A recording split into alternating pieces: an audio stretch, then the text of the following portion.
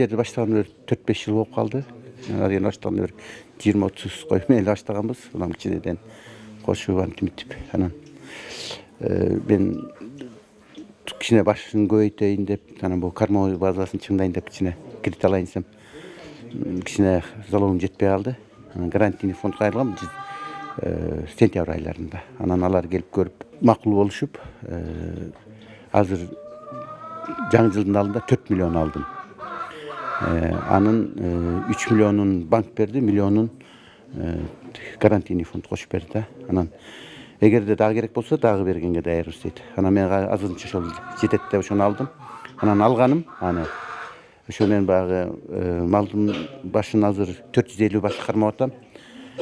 Анан ошо кормовой базасын чыңдайын деп, малды мен азыр экструдированный жем менен байлоого өткөм. Анан ошонун аппаратым кичирээк болуп калды. Ошо чоңураак аппарат алалы деп жем чыгарган.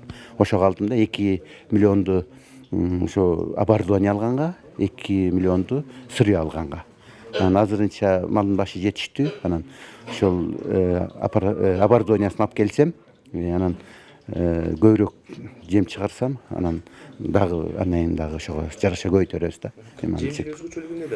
Жемдин өзгөчөлүгү жөнөкөй жем менен баягы эл мурунку берип жүргөн ыкма менен бергенде бир 100 күн, 120 күн байлачубуз. Анан мен азыр жана экструдированный корм менен киргенде бир 20 күнгө кыскарды да.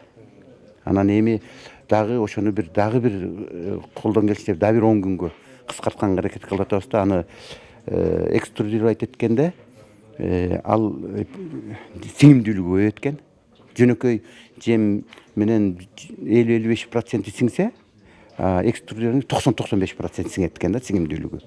Анан ошондо расход дагы аз болот. Анан сиңимдүүлүгү көп. Анан убакыт кыскарып атпайбы. Ошону менен прибыльдүүлүк көбөйөт деп.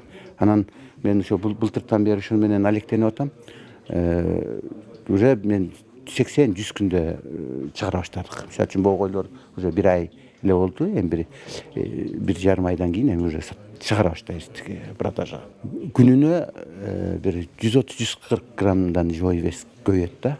Азырынча меники эсеп боюнча ошондой кетип атат. Ошондо бир 15 килограмм живой масса көбөйөт.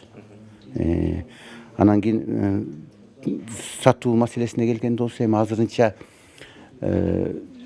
биздин рынокто кичине арзаныраак. Өткөндө Казакстандан келиптир, аларга саттык. Анан бул Тажикстан, Баткен жактан келип живой ошого алып кетип атат.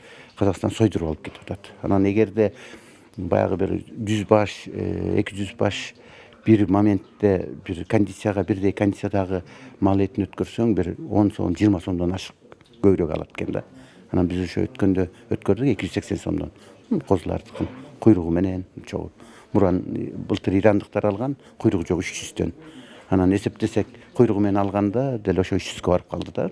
Ошонун небеси. Анан алар деле айтып атат, эгерде дагы ушундай 100дөн коюп бере турган болсо, дагы кичине 10 сом, 20 сом көтөрүп коебуз депчи баасын. Алганда бир 4000, 4,5, азыр күзүндө болсо 3,5 өйдө болчу. Азыр 4000, 4,5 болуп калды 5ке чейин.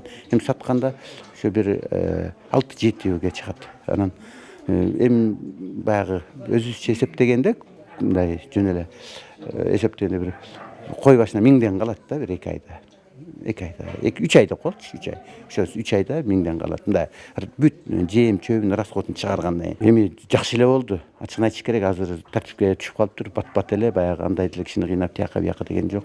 Анан азыр баягы бу илгерите мындан 10-15 жыл мурун чуркачыбыз, азыр болсо бүт эле даяр экен. Айыл өкмөт деле, гарантий фонд деле өзү эле келип көрдү деле, айлык теге банк деле 2 жуманын ичинде эле чечип коюшту. Мындай буюрса 3 айда квартальный 6 ай льготный период экен, жеңилдик берилген период. Анан 6 айдан баштап 3 ай сайын, квартал сайын төлөйбүз.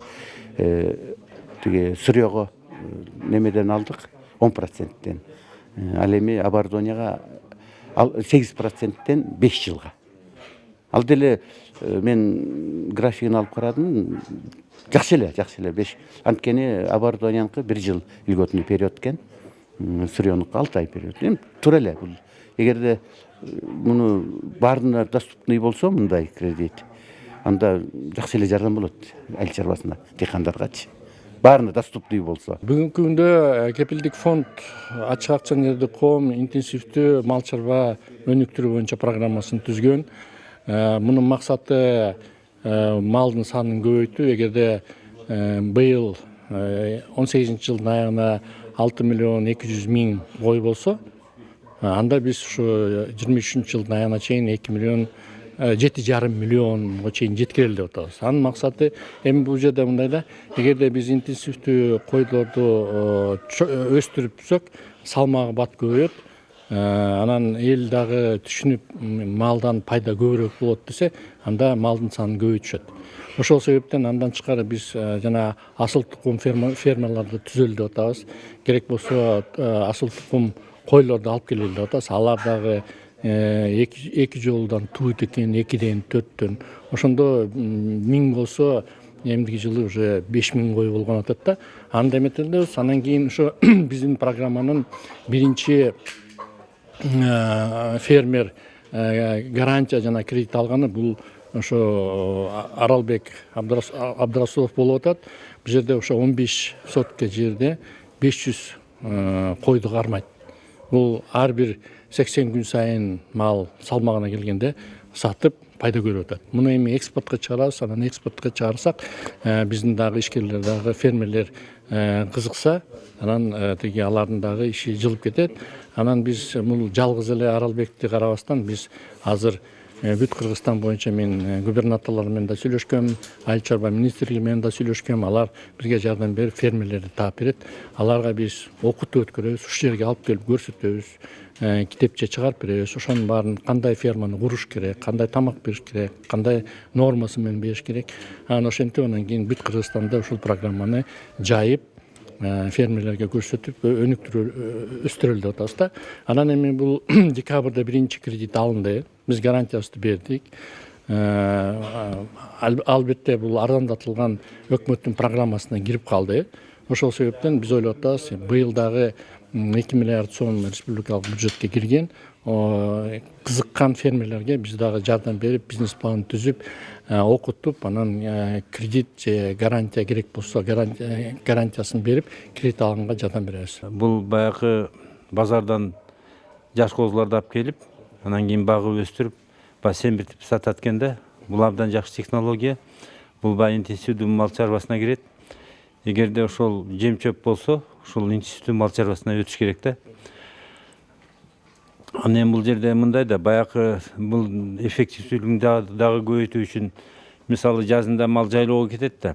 Ошо мал жайлоодон түшкөндө ошондо алып келип туруп, бул жерде бир 2 ай бакса, ошондо абдан эффективдүү болот да. Мына ушул технология өтүш керек да. Анан эгерде бул жерде такай багып семиртип сатыш үчүн, токтобогон цикл болуш үчүн жакшы жем чөп керек да, база. Ага жер керек. Эгерде ушундай жем чөп сееп өстүрүп даярдай турган жер болсо, анан мындай малкана болсо, анын берде техника керек. Эгер ушу техникалар жабылып, ушундай технология өтсө, мал чарбасынын баягы пайдалуулугу абдан жогорулайт да. Бул абдан жакшы технология. Муну жайылтыш керек. Региондорду көтөрө турган эң негизги бул бир багытта. Кыргыз баягы мындай да. Кыргыз эли мал жандуу эл. Бул бардык региондо Кыргыздын малы бар. Ошон үчүн региондорду көтөрүүнүн эң бир багыттуу жолдору бул мал чарбасын өнүктүрүүдө, ушундай интенсивдик технология менен.